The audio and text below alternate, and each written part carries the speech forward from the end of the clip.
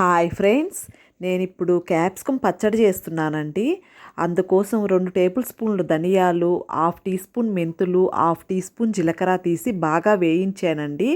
1 cup పచ్చిమిర్చి, అలానే 1 cup tomato, ఉసిరికాయ సైజ్ అంతా చింతపండు అండి, 1 కప్పు క్యాప్సికమ్ అన్నీ వేసి సిమ్లో పెట్టి బాగా మగ్గనివ్వాలి. వాటర్ లాంటివి ఏమి యాడ్ చేయకూడదండి ఈ పచ్చడికి. కల్లుప్పు, 1 చిటుకు పసుపు వేసి బాగా మగ్గనివ్వాలి. క్యాప్సికము, టమాటా ముక్కలు అన్నీ బాగా మెత్తగా మగ్గిన తర్వాత వేయించిన నువ్వులు ఒక 2 టేబుల్ స్పూన్లు తీసుకున్నాను. వేయించిన పల్లీలు ఒక 2 టేబుల్ స్పూన్లు తీసుకున్నాను. అంతేనండి. సిమ్లో పెట్టి బాగా మగ్గనిచ్చేసి చల్లారిన తర్వాత కచ్చా పచ్చాగా మిక్సీ వేసుకోవాలి. 10 వెల్లుల్లి తీసుకున్నానండి. మీకు నచ్చితే తీసుకోవచ్చు, లేకుంటే లేదు. అంతేనండి, తిరగమాత పెట్టుకోవడమే. కమ్మనైన క్యాప్సికమ్ పచ్చడి రెడీ అండి.